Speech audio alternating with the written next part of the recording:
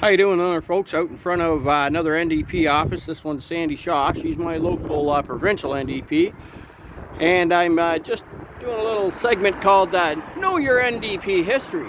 At the provincial level, the NDP back, oh geez, I can't remember, it was the 80s or 90s. I think it was around the 90s anyways. The NDP were running the show here in Ontario.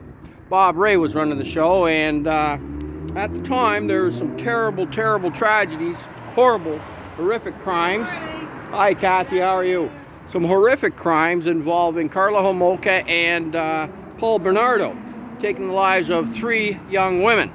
Now the NDP were in power at the time, and Bob Rae, in his infinite wisdom, instead of appointing a lawyer or a police officer or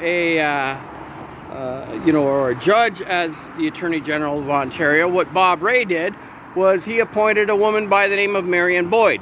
Marion Boyd had no legal background, but she was an abused women's shelter advocate. And what the NDP government did is they arranged 2 deals with the devil so Karla Homolka could walk free in 12 years.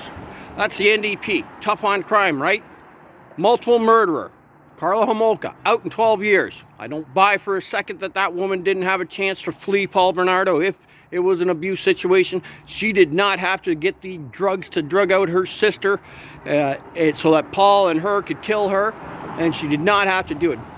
She didn't have to do those things. There was plenty of help out there that she could have fled. Sorry, I get a little angry about that stuff because you know what? Everybody should be subject to equal law.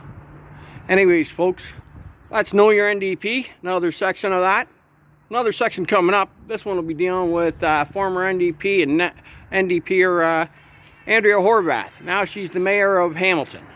Yeah, I got some history on her too. You folks have a good day. The voters should remember these things when it comes time to vote this April 28th. Remember, who set criminals free?